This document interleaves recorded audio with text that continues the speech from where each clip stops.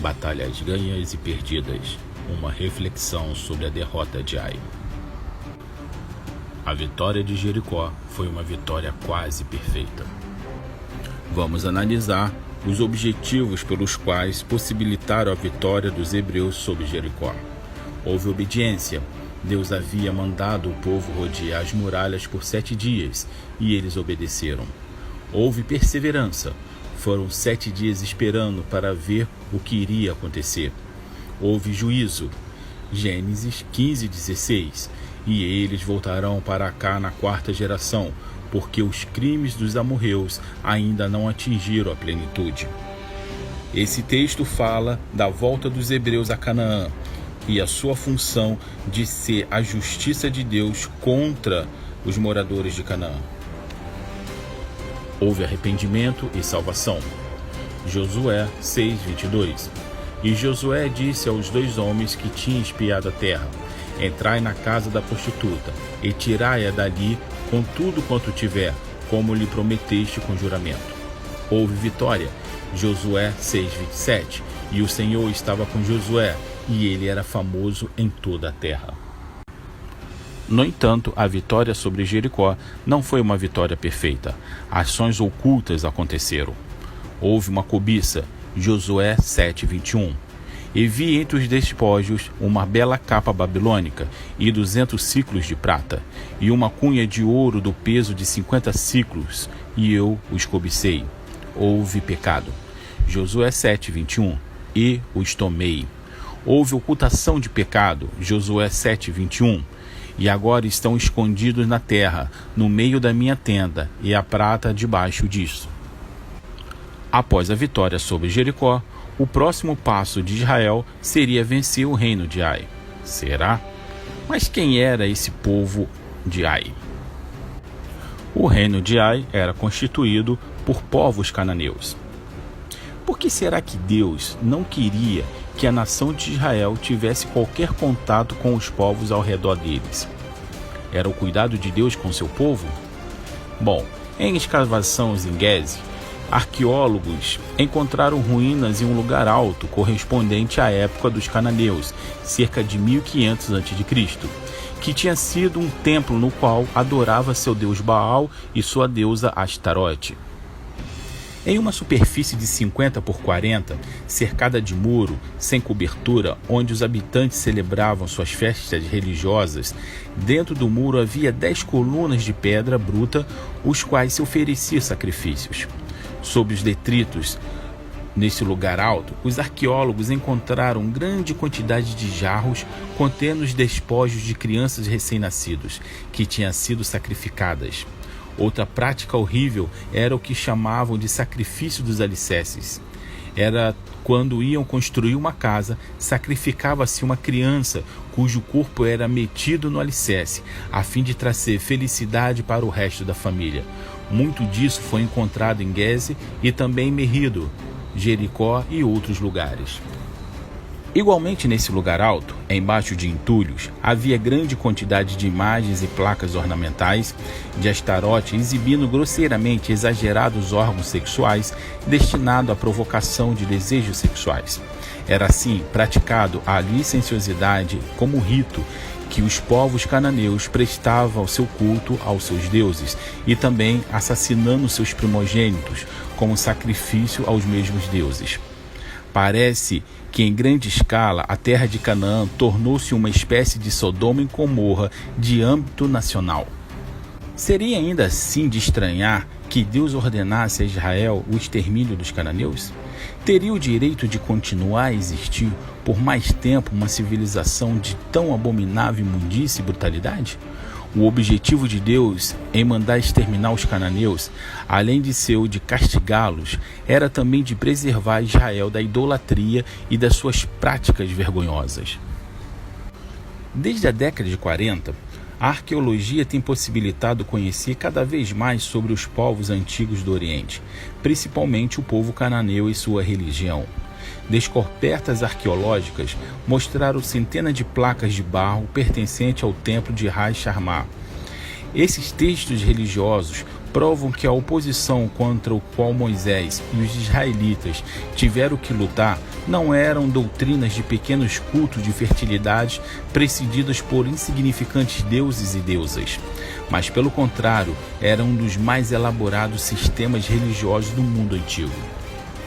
A religião dos cananeus já era bem difundida e já estava estabelecida em Canaã antes da conquista israelita. Era uma religião com ritos já bem elaborados e se identificava com os interesses de uma população agrícola.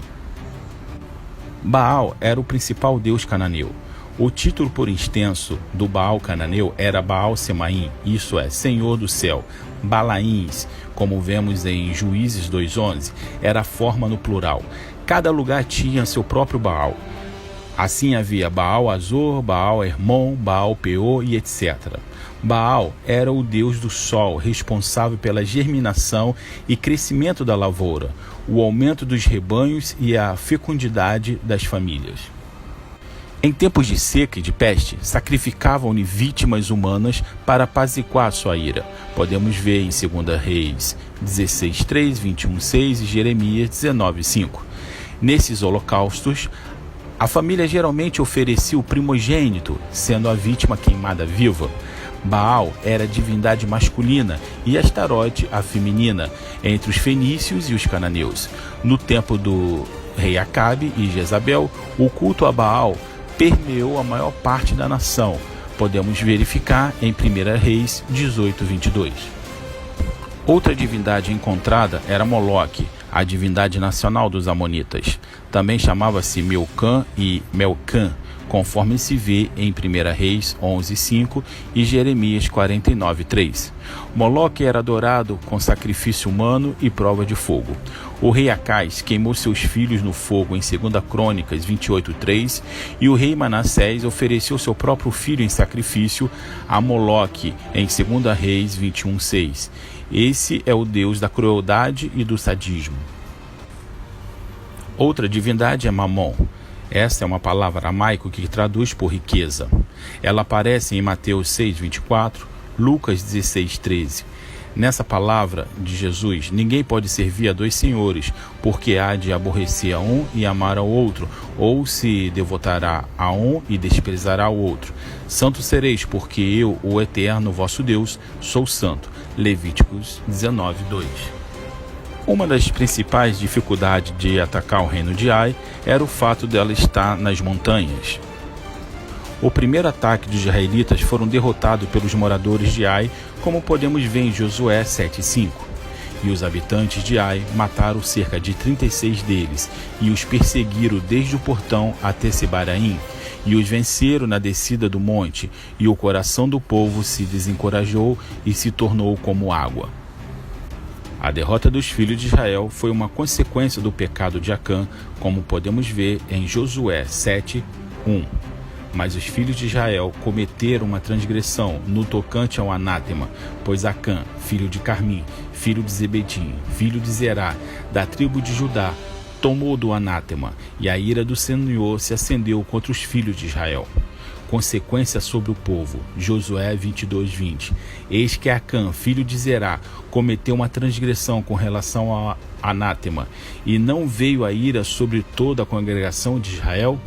36 pessoas morreriam por causa desse pecado. A justificativa para o pecado. Acã julgou que não era justo que, tendo se exposto ao perigo na guerra contra Jericó, não pudesse tirar algum tipo de proveito, e por isso enterrou na sua tenda os utensílios. Ele achou que poderia enganar a Deus como havia enganado aos homens. O que Acã não entendeu era que Deus estava querendo mostrar que o santo nunca habitará com o profano. Além disso, Deus queria ensinar ao povo o sentido de unidade. Um erra, logo todos são afetados. Deus não tinha apenas dado ordem para que os filhos de Israel não habitassem com os cananeus. Deus queria que a memória daquele povo fosse apagada para que o pecado deles não contaminasse Israel.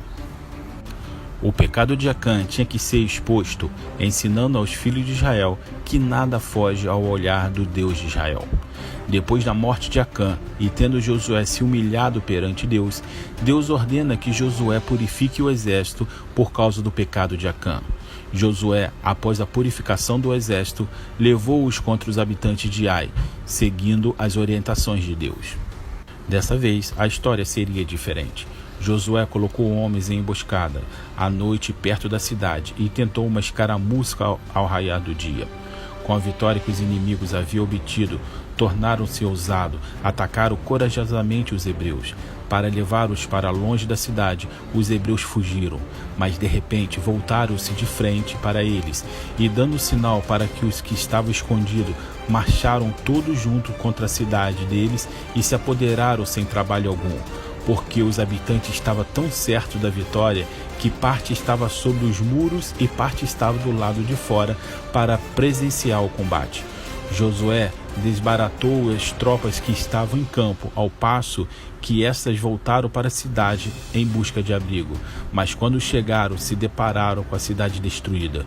Josué os perseguiu e os matou ao fio da espada, como Deus ordenara, derrotando definitivamente a cidade de Ai. Quais as lições que podemos aprender? Não enfrente o inimigo se não estiver preparado. Pecado escondido significa derrota no campo de batalha. Santifique-se em arrependimento. No final, nenhuma batalha terá sido em vão. Um abraço a todos e nos vemos nos próximos vídeos.